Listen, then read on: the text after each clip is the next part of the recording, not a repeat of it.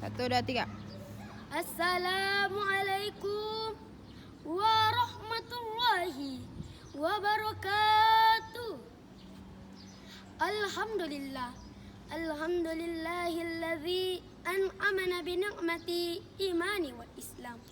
Wa nusalli wa nusallim ala khairi anam Sayyidina Muhammadin wa ala alihi wa ashabihi wa mawalahum amma ba'd. Tak punya pacar, punyanya sahabat. Halo teman-teman, apa kabar? Sehat? Alhamdulillah. Adapun judul ceramah yang sempat saya bawakan pada kesempatan ini yaitu Generasi Qur'ani untuk Kejayaan Indonesia. Ma'asyiral muslimin rahimakumullah. Berbicara tentang namanya generasi memiliki arti orang yang dilahirkan di masa hidup yang sama. Sedangkan generasi penerus bangsa adalah generasi yang melanjutkan suatu bangsa. Baik atau buruknya, sukses atau tidaknya suatu bangsa tergantung pada penerusnya. Lalu siapakah mereka? Tahu apa tidak? Mereka adalah pemuda dan pemudi.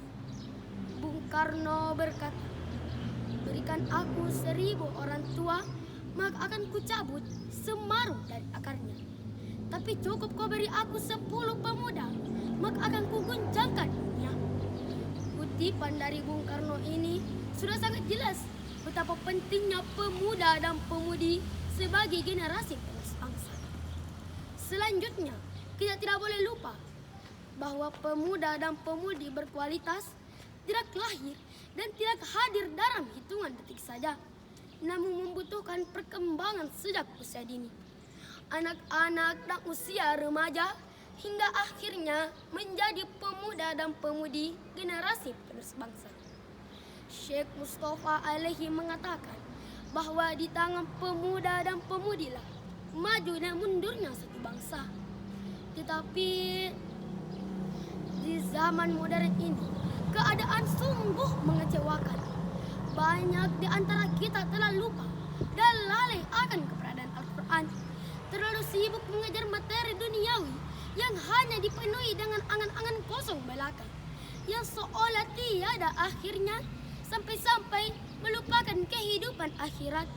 Padahal Allah Subhanahu wa taala telah berfirman dalam Al-Quran surah Al-Baqarah ayat 2 yang berbunyi, Bismillahirrahmanirrahim. Zalikal kitabu la raiba fi hudal lil muttaqin.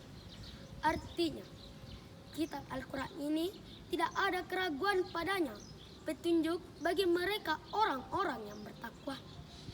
Zalikal kitabu, kitab Al-Quran ini la raiba fi, tiada keraguan padanya, hudal lil muttaqin, petunjuk bagi mereka orang-orang yang bertakwa.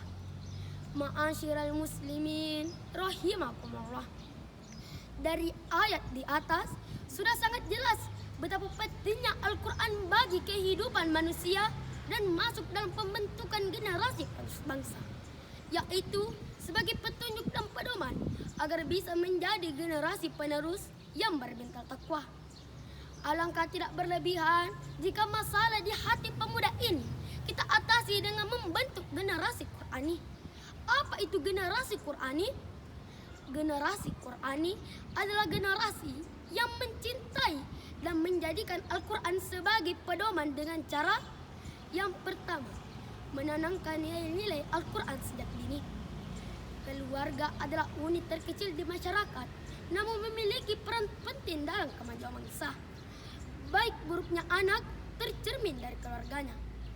Alangkah tidak berlebihan jika kita sebagai orang tua mengajari anak kita dengan sholat 5 waktu, berpuasa pada bulan Ramadan, mengerjakan sholat-sholat sunnah seperti sholat qobliyah dan ba'diyah, dan lain sebagainya. Yang kedua, menanamkan nilai-nilai keislaman semisal mengadakan maulid Nabi. Teman-teman tahu nggak siapa Rasulullah SAW itu? Muhammadun basyarul kal basyari, bal huwa kal yaquti bainal hajari. Artinya, Nabi Muhammad itu manusia, namun tidak seperti manusia lainnya. Apabila manusia lainnya diibaratkan batu, maka Rasulullah SAW itu ibaratnya intan permata. Rasulullah adalah makhluk yang paling mulia, paling benar takwanya, paling bijak pendapatnya, dan paling khusus salatnya. Akhlak beliau adalah Al-Quran.